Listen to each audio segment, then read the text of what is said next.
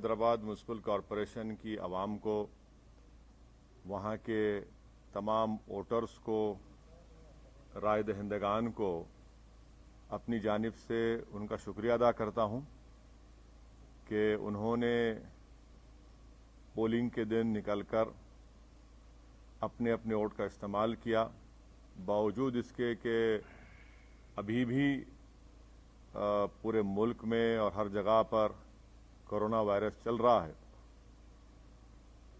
और अगर polling percentage में और इजाफा होता तो और भी अच्छा होता, मगर जिन्होंने निकला अपने वोट का इस्तेमाल किया, मैं इनको मुबारकबाद देता हूं। और क्योंकि उन्होंने हमारी जमहूरियत को मजबूत करने का और जो आवाम को एक मौका मिलता है 5 साल में एक मरतबा अपने वोट को डालने का, उन्होंने उसका इस्तेमाल किया। दूसरी जानिब में साथ ही साथ हमारे पार्टी के तमाम मेंबर्स का, अराकीन का दिल की गहराइयों से उनका शुक्रिया अदा करता हूं कि बड़ी मेहनत और जुस्तजू उन्होंने की, और साथ ही साथ जो 44 बल्दिया के कॉरपोरेटर्स या डिवीजन्स पर मंजलिस के उम्मीदवारों को कामयाबी मिली, मैं वहाँ के तमाम वोटर्स को, राह दहिंदगान को, वहाँ के बुजुर्गों को, इज्जतदार माँ और बहनों को, गयूर नौजवानों को उनका शुक्रिया अदा करता हूँ। और साथ ही साथ मैं ये बताना भी चाहूँगा कि MIM की जो कामयाबी हुई है, 5 साल पहले भी हमारे पास 44 कॉरपोरेटर्स थे, और जब हम 60 म्युनिसिपल वार्ड्स पर इंतखाबात में हिस्सा लिया था, अब के बार हमने 51 म्युनिसिपल डिवीजन्स पर हमने इंतखाबात में हिस्सा लिया, और उसमें से हमने 44 म्युनिसिपल सीट्स पर कामयाबी हासिल की। मैं हमारे तमाम पार्टीज़ के MLAs का, पार्टी के ब्रांच प्रेसिडेंट्स का, बूथ प्रेसिडेंट्स का, इन सब का शुक्रगुजार हूं कि हम तमाम ने मिलकर टीम वर्क की, और ना सिर्फ इलेक्शन कैंपेन के दौरान बल्कि MIM पार्टी साल के 12 महीने आवाम के दरमियान में रहती है, और उनके दरमियान में रहकर उनके अच्छे में, उनके बुरे में, उनकी तकलीफ़ में, उनकी खुशी में उनका साथ देती है। इसीलिए कि हमारा ये कांस्टेंट आवाम के दरमियान में रहना, उनसे मुलाकात करना, आवाम को दस्तयाब रहना, या जिसको अंग्रेज़ी में कहते हैं एक्सेसिबल रहना, वो भी हमारी कामयाबी में एक बहुत बड़ा रोल अदा किया। साथ ही साथ जब 3 महीने लॉकडाउन था, उस दरमियान में MIM पार्टी की तरफ से लॉकडाउन में गरीब आवाम की खिदमत करना, उनमें तमाम रेशन किट्स को उनमें जाकर उनको पहुंचाना घर तक, पेशेंट्स जो बीमार पड़ रहे थे उनके लिए अस्पताल में इंतज़ाम करना, और फिर जो हैदराबाद में 100 साल के बाद इतनी ज़्यादा बारिश आई, उस 2-3 दिन के अंदर जो MIM के तमाम जिम्मेदारान ने मेहनत की, और बाद में हमने उनको जो रिलीफ पहुंचाया, यकीनन वो भी इसमें बहुत बड़ा रोल अदा किया।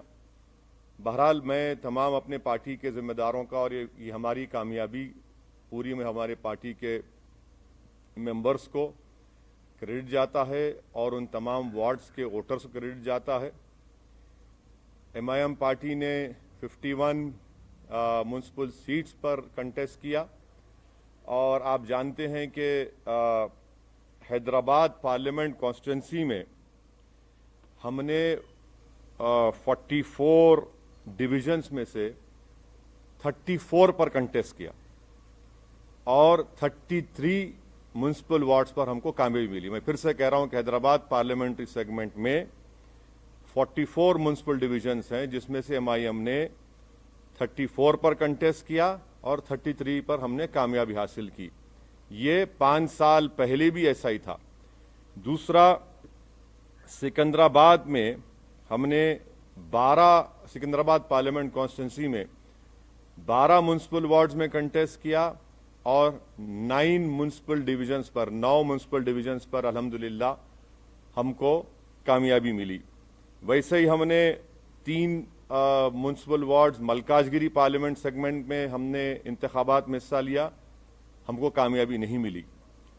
2 म्युनिसिपल डिवीजन हमने चिवल्ला पार्लियामेंट कॉन्स्टिट्यूंसी में हमने लड़ा और दोनों पर हमको कामयाबी मिली। तो मैं फिर से अल्लाह सुब्हाना व तआला का शुक्रगुजार हूँ कि परवरदिगार ने हम पर बहुत बड़ा रहम और करम किया और हमारी पार्टी को इन गरीब आवाम की दुआओं को कबूल किया और हमको कामयाबी से हमकिनार किया। हमारे जो 44 सीट थे अल्हम्दुलिल्लाह हमने उसको रिटेन किया और जो 7 म्युनिसिपल वार्ड्स पर हमको कामयाबी नहीं मिली उसके ताल्लुक से हम लोग बैठेंगे, बात करेंगे। मगर मैंने हमारे तमाम जीतने वाले जितने भी नए नौ मुंतखब शुदा या न्यू कॉरपोरेटर्स हैं उन सब से मैंने बातचीत की है और उनसे मैंने कहा कि भाई साहब कल से आप लोग तमाम अपने काम का आगाज़ शुरू कर दीजिए। हमने जो आवाम से वादे किए थे उसको पूरा करने का कल ही से वक्त शुरू होता है। और साथ ही साथ मैं बताना ज़रूरी समझता हूँ आप तमाम को कि पुराना पुल डिवीज़न से राजमोहन चौथी मरतबा MIM पार्टी के म्युनिसिपल कॉरपोरेटर के तौर पर जीते हैं। कारवान से हमने स्वामी यादव को टिकट दिया था राजेंद्र यादव साहब की जगह पर, उनको कामयाबी मिली। तो ये हमारी परफॉर्मेंस था जिसको मैं समझता हूं कि मैं इससे मुतमईन हूं। और हमारा जो अगर आप बोलेंगे कि स्ट्राइक रेट है 51 म्युनिसिपल वार्ड्स में, ये हमारा मैं समझता हूं कि सबसे बेहतरीन स्ट्राइक रेट रहा है। अब आपका जो बुनियादी सवाल होगा कि बीजेपी भी जीती, यकीनन बीजेपी जीती है और ये अवाम का फैसला है और हमारी कोशिश ये होगी कि हम जमहूरी तरीक़े से बीजेपी से मुकाबला करेंगे और हमको पूरा यकीन है कि इनकी बढ़ते हुए कामयाबी के कदम को इंशाअल्लाह ताला हैदराबाद की आवाम बल्कि पूरे तेलंगाना की आवाम इसको रोकेगी। और मुझे ये भी कहना पड़ेगा कि तेलंगाना में जब असेंबली के इंतखाबात होंगे आप देखेंगे कि इंशाअल्लाह ताला ये बीजेपी की जो कामयाबी है वक्तिया कामयाबी है, ये उस वक्त तक इतनी कामयाबियां इनको नहीं मिलेंगी। और मुझे अवाम का फैसला है, हमारी क्या बोलना चाहिए, हमारी ख्वाहिश के बरक्स फैसला आया बीजेपी की हद तक। मगर MIM पार्टी को तो मैं समझता हूं कि हमने तमाम बड़ी मेहनत की और उसका नतीजा हमको अल्लाह सुब्हाना व तआला ने और हैदराबाद की आवाम ने हमको दिया है। शुक्रिया। सर, आप जब लोकसभा चुनाव में 4 सीटें बीजेपी जीत के आई थी उस समय भी आपने कहा था कि ये वक्तिया कामयाबी है, फिर उसके बाद ये कामयाबी नहीं। देखिए सुनिए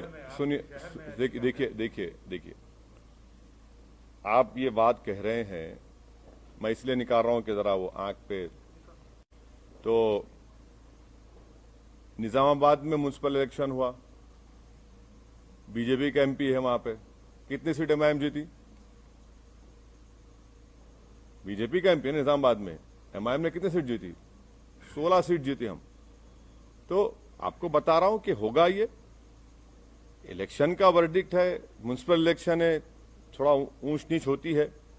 और मुझे यकीन है कि मैं तो प्रिवी नहीं हूं, ना मुझे अख्तियार है TRS पार्टी पर बोलने का, मगर मुझे यकीन है कि ये लोग देखेंगे क्या करना चाहिए, क्या सही करना चाहिए, कितना अच्छा करना चाहिए, उसको देखेंगे, मगर उनके पार्टी का मसला है। सर, अभी मेयर और डिप्टी मेयर के लिए ये बात आती है कि आप किसको सपोर्ट करेंगे, क्योंकि आपका सपोर्ट का प्रसाद साहब जरा थोड़ा खुशी का मौका है, थोड़ा आज तो एक रात छोड़ दो आप।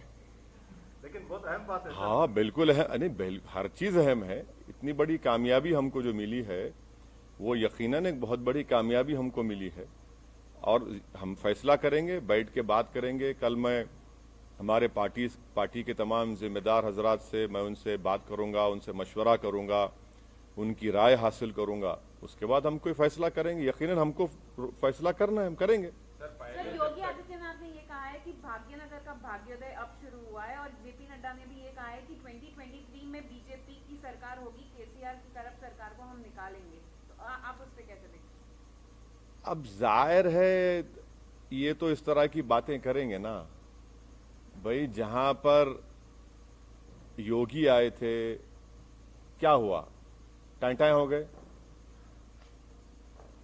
सर्जिकल स्ट्राइक बोले थे ओल्ड सिटी के ऊपर, अब डेमोक्रेटिक स्ट्राइक हो गया बीजेपी के ऊपर। ये तो डेटा आपके सामने है, एम्पिरिकल एविडेंस आपके सामने है। हम तो योगी आदित्यनाथ से यही कहेंगे कि आप तो मुंबई गए थे, ज्यादा एक्टिंग मत करिए, हकीकत की दुनिया में आ जाइए और जो जुल्म वहां पर दलितों पर किया जा रहा है उसको खत्म करिए। जो खवानीन आप कॉन्स्टिट्यूशन के खिलाफ बना रहे हैं वो रोकिए। और मुझे यकीन है कि केसीआर गो हमारे अपोजिट पार्टी के हैं, मगर एक बात मानना पड़ेगा, एक रीजनल फेस है और वो रीजनल फेस आज भी इम्पोर्टेंट है, कल भी इम्पोर्टेंट रहेगा। और थोड़ा सा अगर वो लोग जो भी उनके चीजें सही करना है कर लेंगे तो he still very important and I am sure कि केसीआर जो है वो बीजेपी के ऊपर बहुत बड़े भारी पड़ेंगे आने वाले वक्त में। तो क्या आप उनको सपोर्ट करेंगे अगर मेयर की सीट चाहिए तो? मैं अभी आपसे कहा हूं मैडम कि जरा थोड़ा सांस लेने दीजिए, थोड़ा हमको अपनी इतनी बड़ी कामयाबी हमको मिली है, थोड़ा हमारे तमाम पार्टी के जिम्मेदारों से हमको अपनी उनकी खुशी का हिस्सा बनने दीजिए। और कल सुबह में हम तमाम पार्टी के हमारे जिम्मेदारों से, एमएलएज हैं, एमएलसीज हैं, सीनियर हमारे पार्टी के लीडर्स हैं, उन तमाम से बात करेंगे, मशवरा करेंगे और जो भी फैसला होगा आप तक पहुंचाएंगे। सर, आपने अपने घर हैदराबाद से अपील की थी जब चुनाव प्रचार कर रहे थे कि बीजेपी को यहाँ पर कंप्लीटली रिजेक्ट किया जाना चाहिए, लेकिन आप ही के घर में बीजेपी नंबर कहाँ देखिए, आप लोग नेशनल चैनल पे आपको बड़ी मोहब्बत हो गई असदुद्दीन ओवैसी के घर में। मेरे घर में कौन जीता? हम तो कह रहे हैं कि मेरे अंगना में तुम्हारा काम ही नहीं है। अरे ना, आप देखे सुनिए, आप बताइए, चलिए मेरे घर में कहाँ जीते? नहीं, आप नहीं, सुनिए एक बात सुनिए। आप जब कह रहे हैं तो आप बताइए कौन सी जगह पर। हम तो जहां योगी गए वहां हराए, जहां अमित शाह आए वहां हारे। आपने कहा था पुराने शहर में सर्जिकल स्ट्राइक करेंगे, हमने कहा डेमोक्रेटिक स्ट्राइक करेंगे, डेमोक्रेटिक स्ट्राइक हो गया। अब नेशनल मीडिया को बीजेपी के बाजा बजाने का इतना शौक है तो बजाइए आप, मगर हमारे कंधे पे रखकर बाजा मत बजाइए। आप खुलकर कहिए कि हम बीजेपी की बैंड पार्टी हैं, हम बाजा बजा रहे हैं। हम आपसे कहना चाह रहे हैं कि हमारे घर में बीजेपी का जो पोजीशन था वो क्या है आप देख लीजिए। हम आपको फिर से कह रहे हैं कि हैदराबाद पार्लियामेंट सेगमेंट में 44 म्युनिसिपल डिविजन्स हैं। 5 साल पहले भी हमने 34 पर लड़ा था, 33 जीते थे। इस बार भी हम 34 लड़े हैं, 33 जीते हैं। अब आप बताइए, आप लोग तमाम माशाअल्लाह से आइंस्टाइन के करीबी दोस्त हैं, मैथमेटिक्स में आप लोग बहुत अच्छे हैं, हम तो वीक हैं, इसीलिए हम पॉलिटिक्स में। आप बता दीजिए कि ये नंबर सही है गलत है। सर आप हमेशा हैदराबाद और तेलंगाना की जो फैब्रिक है, गंगा जमुनी तहजीब है, उसकी वकालत के मद्देनजर आप बीजेपी और फिरका परस्त ताकतों को रोकने की बात करते रहे हैं। उसी के मद्देनजर आप केसीआर को भी सहयोग करते रहे हैं कई चुनाव में, मतलब लोकसभा और विधानसभा में। तो इसमें तो नहीं था ना कोई अलायंस हमारा। नहीं, इसमें नहीं था। तो क्या थैंक यू। बीजेपी को रोकने के लिए जैसे आप वकालत करते हैं तो क्या आगे हाथ मिला सकते हैं? क्योंकि जो ये आंधी है, जैसा बीजेपी, आप आंधी बोलते? हाँ, बीजेपी आसमान देखिए कितना साफ है, इतना अच्छा मौसम है, ना हवा। देखिए सुनिए, ये लफ्ज आंधी का क्या मतलब? अरे भाई, अगर आंधी होती तो एमएलसी क्यों हार गए महाराष्ट्र में?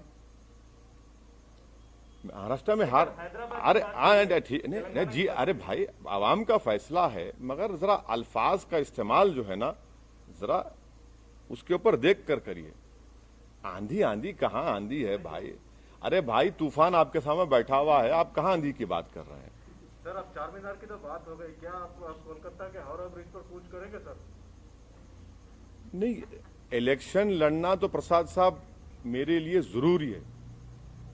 मैं जब तक जिंदा रहूंगा मैं इलेक्शन लड़ता रहूंगा, और मुझे जीतने से या हारने से कोई मतलब नहीं है, मुझे लड़ने से मतलब है और मैं लड़ूंगा।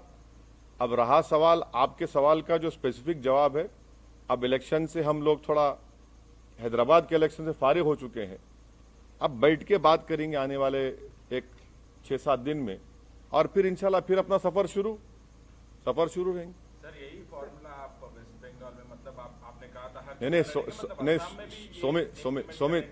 सोमित देखिए, मैं आपके सामने कई मर्तबा इन पर्टिकुलर आपके तमाम से कहूं कि केरला में और आसाम में मैं नहीं जाऊंगा। ये मेरा एक डिसीजन है और हम उसके पाबंद हैं। वहां पर बदरुद्दीन अजमल साहब की AIDUF है, IUML केरला में है, हम वहां जाकर उनको डिस्टर्ब नहीं करेंगे। अगर कभी उनको गलती से मेरी जरूरत पड़ गई मुझ जैसे दीवाने की, तो वो मुझे कॉल कर ले, मैं आ जाऊंगा, नो प्रॉब्लम। सर बीजेपी ये भी कह रहा है सर, ये बीजेपी ये भी सर बीजेपी नहीं, केरला और आसाम की बात कर रहा हूँ। वेस्ट बंगाल, तमिलनाडु में तो लास्ट टाइम लड़े हम लोग, एक सीट लड़े थे, वानियमबाड़ी की सीट लड़े थे हम लोग एक। बिल्कुल तमिलनाडु में लड़ेंगे, क्यों नहीं लड़ेंगे? सर बीजेपी इधर भी वो राइट साइड बहुत हो गया, लेफ्ट विंग भी है, लेफ्ट साइड भी है। सर बीजेपी ये क्लेम करता रहा कि MIM का और मेनली जो TRS का अलायंस है, मतलब इश्यू बेस्ड जो सपोर्ट था वो रूम के अंदर ही रहा है। तो मतलब सर ये तो इसका मतलब ये है, इसका मतलब है कि बीजेपी को ये मालूम कि मैं टॉयलेट में जा रहा हूं तो क्या हो रहा है? क्या बात है यार। सर जिस तरह से ये मुद्दे उठाए गए थे इस बार बीजेपी के द्वारा, जिस तरह का ध्रुवीकरण किया गया था, क्या आपको लगता है कि ये कहीं ना कहीं काम किया और आने वाले चुनाव में जो इसे और ज्यादा मजबूती के साथ पेश करेगी बीजेपी? मेरे कॉन्स्टिट्यूंसी में तो काम नहीं किया। सुनिए, सर्जिकल स्ट्राइक बोले, ओल्ड सिटी में 30,000 रोहिंग्या बोले, पूरे पुराने शहर की जनता, चाहे वो हिंदू रहो या मुसलमान रहो, बंगाली रहो, दलित रहो, बैकवर्ड क्लास के रहो, हमारे मारवाड़ी कम्युनिटी के, सब बोले कि नहीं, no surgical strike, only democratic strike चलेगा। और यहां से हमने बीजेपी को हराया। अब दूसरी जगह का ये एक म्युनिसिपल इलेक्शन है, मुझे यकीन है कि मुझे कोई बता रहे थे कि मिस्टर केटी रामाराव जो वर्किंग प्रेसिडेंट हैं, उन्होंने अपने PC में कुछ बातें कही हैं, और मुझे यकीन है कि एक के चंद्रशेखर राव बहुत ही मंजेवे सियासतदान है, वो डायरेक्ट हर चीज का चार्ज लेंगे और वो देखेंगे कि क्या करना है क्या नहीं करना है, और उनके पार्टी का मामला है। अब जहां तक बीजेपी का मामला है, वो तो यही बात करते आएगी ना कि रोहिंग्या, बांग्लादेशी, अफगानी और सर्जिकल स्ट्राइक, जिन्ना, तो ये सब रिजेक्ट हो गया। जिसको जिन्ना बोले, पब्लिक बोली जिन्ना नहीं, वो हमारा जीना मरना हमारा एतमाद हम पर किया, हम वोट दिया। तो ये तो चलता है, बीजेपी की अपनी लैंग्वेज कहां बदलेगी बीजेपी? सर मेरा सवाल ये है कि क्या आपको लगता है कि ओल्ड हैदराबाद और AIMIM को टारगेट करके कहीं ना कहीं बाकी का जो GHMC का इलाका था वहां पर जो है, अब देखिए, अब ऐसा है ना मैडम, अब किसी के घर में कल सुबह में भैंस या गाय दूध नहीं देंगी, मेरे को बोल दो आप, मैं जिम्मेदार हूं। सुबह कल मुर्गी पुकारेगी नहीं, सुबह 4 बजे, अरे शायद ओवैसी यहां से गया होगा। अरे छोड़ दीजिए ना, कहने हर चीज में आप लिखिए ओवैसी के घर में ऐसा हुआ, अरे मैं कहां जिम्मेदार हूं? मेरे घर का तो मैं रिकॉर्ड पेश कर दिया आपको, अब दूसरों को बताना पड़ेगा। कब तक आप लोग हमको इस्तेमाल करेंगे? भाई दिल्ली के स्टूडियो में बैठ के ओवैसी, अरे भाई छोड़िए हमको, हमारा रिकॉर्ड सामने है। हम लड़े 51, अगर हम लड़ लेते 80 तो क्या होता फिर? हाँ, ये भी तो सोचो आप। सर बीजेपी का 4 से 45 हो जाना क्या आपके लिए चिंता की बात? हाँ, बीजेपी का 4 से 45। बोले एक मिनट सर बीजेपी जहां MIM का कैंडिडेट नहीं था वहां ओवैसी और MIM को टारगेट कर रही थी और ये अचीवमेंट उसको मिला। तो क्या आपको नहीं लगता है कि इस तरह से करके पोलराइज किया और ये चीजें आई? अरे आप, मेरे को एक बात समझ में नहीं आ रही, आप कब तक मेरा नाम लेते रहेंगे? माने बीजेपी आपको नहीं, आप माशाल्लाह से आप अनबायस थे, मेरे को मालूम नहीं, मगर कब तक मेरा नाम लेंगे आप? भाई मेरा नाम कब तक लेंगे? भाई वहां पर जो 51 सीट्स में अगर मैं 44 जीत रहा हूं, आप मेरा नाम क्यों लेंगे? भाई मुझसे पूछिए ना कि आप 7 सीट पर क्यों हारे, वहां पर कितनी जगह और बीजेपी जीती बता दीजिए, हम बोलने तैयार है आपको। मगर हर जगह पर असदुद्दीन ओवैसी एमआईएम करना गलत है। वो नहीं, मैं जो भी कर रहे हैं वो गलत है, और अगर कर भी रहे हैं तो उनका नेगेटिव वोट है, वो कभी भी चेंज हो जाएगा, देखना आप। सर जिस पार्टी की आप अरे उनको बोले तो हमारे अगर आप टीआरएस से हाथ मिलाते हैं जीएचएमसी इलेक्शन में, आप टीआरएस के पास जाएंगे या टीआरएस आपके पास बुलाएंगे?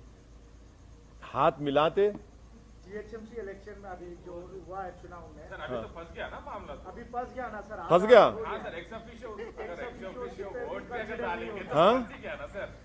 अगर उनके पास तो 30 एक्स ऑफिशियो वोट्स है, अगर वो भी मिलेंगे तो कार फंस की ही गया ना चाबी मामला।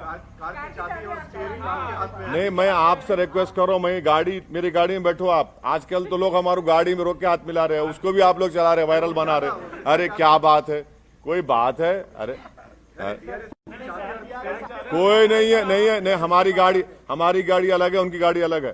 क्या हम क्या भूखे फकीर है? गाड़ी नहीं है हमारे पास, मोटरसाइकिल है, मोटरसाइकिल फिरा। अरे क्या बात कर रहे हैं आप? क्या सुनिए एक बात सुनिए, ये पूरे इलेक्शन कैंपेन में मैं खुद अपनी मोटरसाइकिल पर 650 किलोमीटर फिरा हूं। अब बोलो आप, और 65 पब्लिक मीटिंग एड्रेस किया मैं। अब रहा सवाल कि आपका इनडायरेक्ट नहीं, मेरी गाड़ी अच्छी है। मैं आप तमाम को दावत दूंगा, अगर कभी बैठना है तो आइए, लिख जाता हूं आपको, हैदराबाद का दिखाता हूं आपको।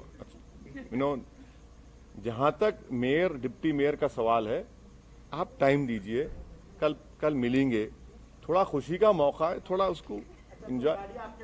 नहीं, गाड़ी नहीं है मेरी गाड़ी। देखिए सुनिए, जहां तक एमआईएम पार्टी का जो डिसीजन होगा वो मैंने फिर से आपको रिटीरेट कर रहा हूं, फिर से बोल रहा हूं कि हम अपने पार्टी के एमएलए से, एमएलसी से, पार्टी के सीनियर लीडर से, हमारे पास एक प्रोसेस है, हम लोग बैठेंगे, बात करेंगे, उसके बाद बताएंगे आपको। इतनी जल्दी क्यों आपको है? हेडलाइन न्यूज आप जब बनाइए, अभी क्यों बनाएंगे? सर खुशी का मौका है सर, आपके लिए खुशी का मौका है, बहुत खुश हैं। टीआरएस हारी है, आपकी दोस्त है, हारी है, आपको फिर भी खुश है, बताइए। नहीं, देखिए आप क्या बोलना चाह रहे हैं?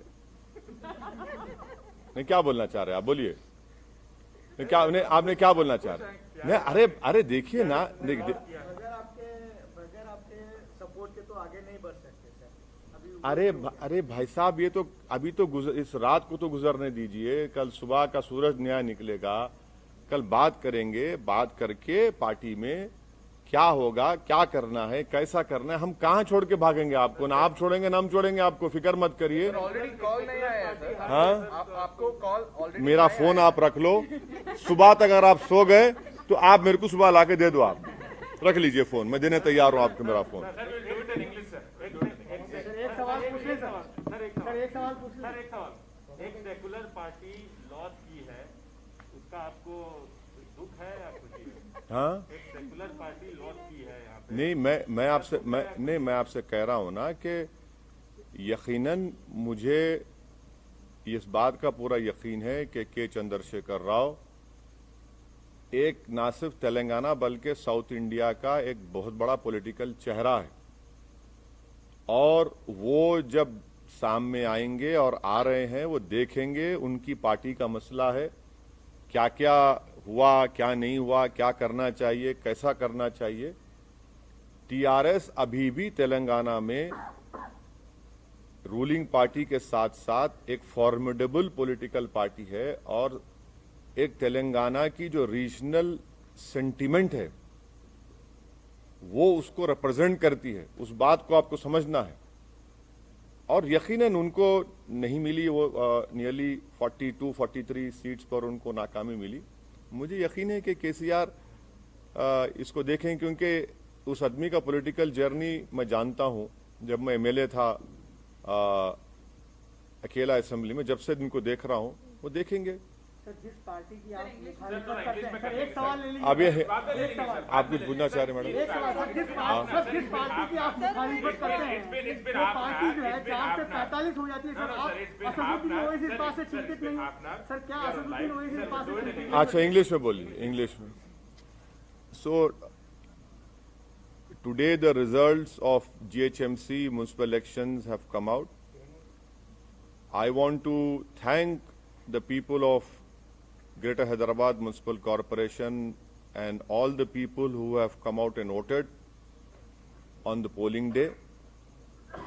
I was hoping and expecting that the polling percentage would be more higher, but anyway, the people have come out and voted, and I'm very grateful and thankful to them that despite COVID and Corona still being there, they have come out and voted for their respective political parties.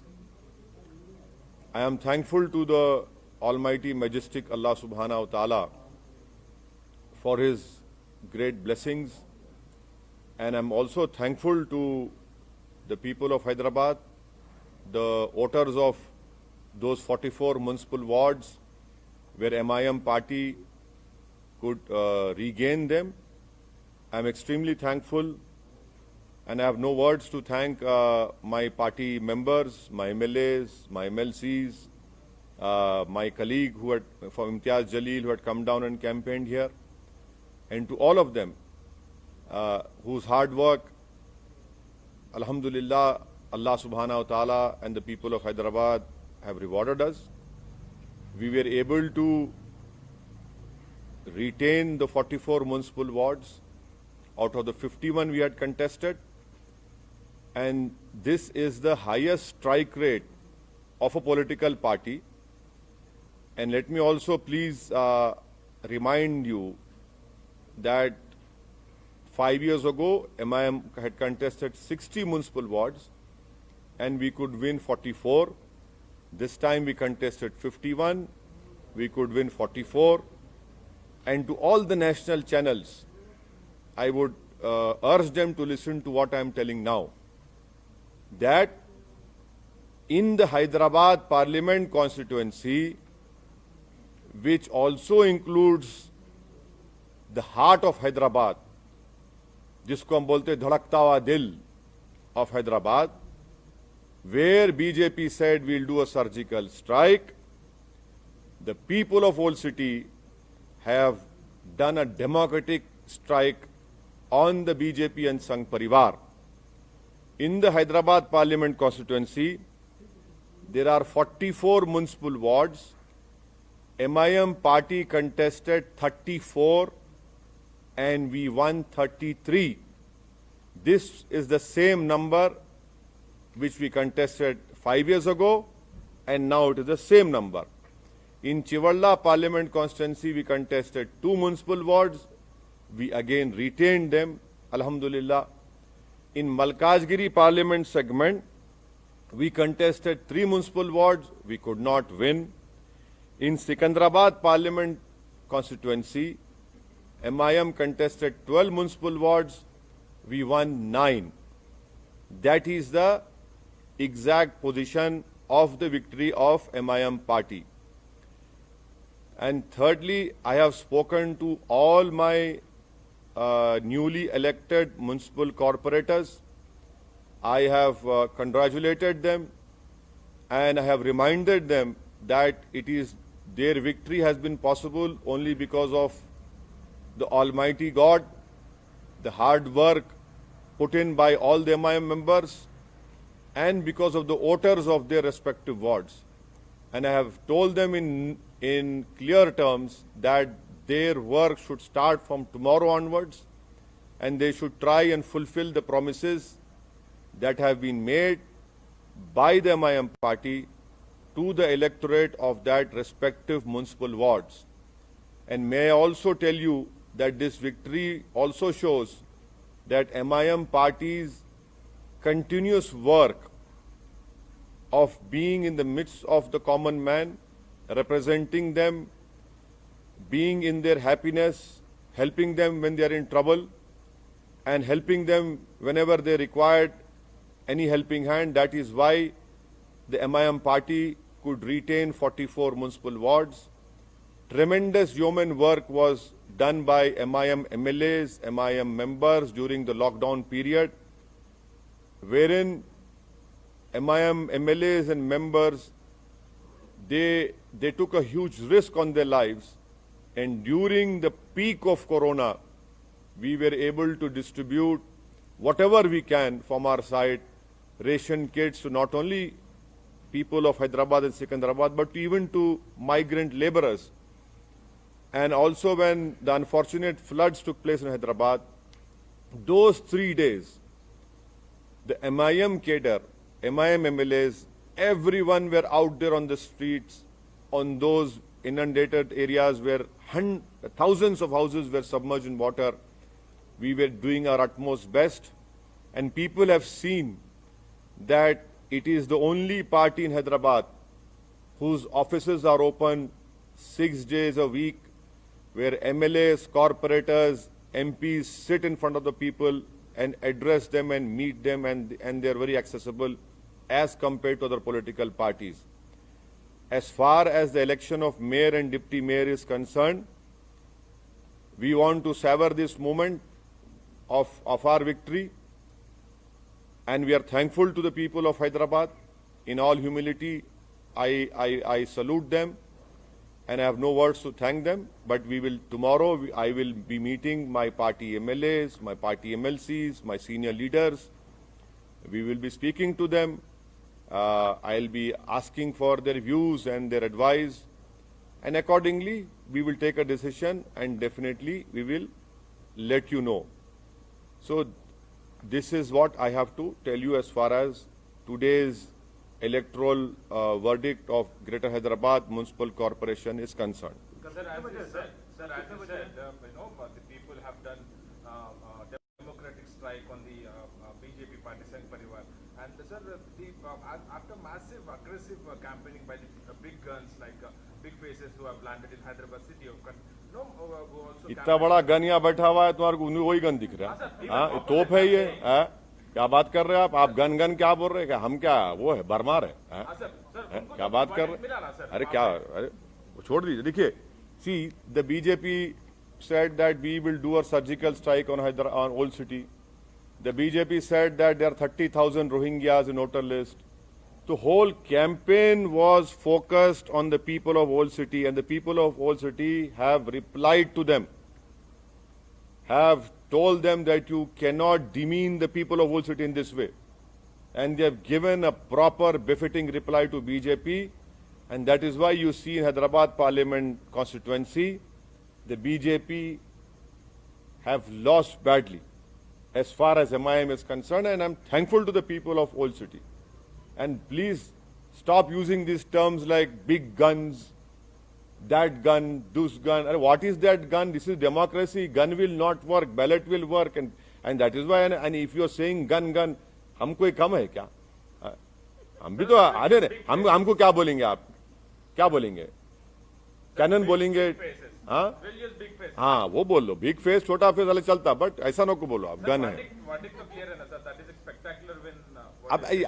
You see, your love for BJP comes out when you ask me a question, so I cannot stop you for that. So, but if they've seen 100% increase from last year, how do you see that big jump from the BJP? Yes, it is. Yes, it is a verdict given by the electorate of Greater Hyderabad Municipal Corporation, but I am not privy to the affairs of BJP or TRS. But I can tell you as a student of politics that K. Chandrasekhar Rao is a formidable political face of South India, and he represents the ideology and hopes and aspirations of all the Telanganites, of their regional Telangana feeling. And I'm sure that he will look into all what wrong has happened. And the little I know of KCR, I'm sure that he will rectify those things, and he's still the face of Telangana and its ideology. No, sir, you as an MP of Hyderabad, how do you see this jump? That is what I'm asking, because you have seen this for decades now. So how do you see this jump all of a sudden? See, we have seen these jumping jacks. Jack in the box always happen. Doesn't matter. It has happened, but as far as I am concerned, we have contested 51 seats. So what is that saying? One bird does not make a summer. So it doesn't matter. People of Hyderabad are very sharp, very shrewd, and I'm sure that this is just a one-time victory for BJP in municipal elections, though they can claim everything now because they have won some seats. But definitely in the long run, you will see that things will definitely improve, and their increase, which you are saying, jump and whatever it is, but it will not, it will come down. Sir, well, this formula will be implemented in the West Bengal, as you also said about Assam and Kerala and Tamil Nadu. Just also say that. No. As far as contesting in West Bengal is concerned, I'm free from the elections of GHMC. I will speak to my people from West Bengal, and then we'll decide what is wrong in contesting. You must contest elections. A political party must contest elections. We know. See, I am not afraid of losing elections. I have said this many times, and we'll decide what to do. Anything else? Thank you so much. Good night.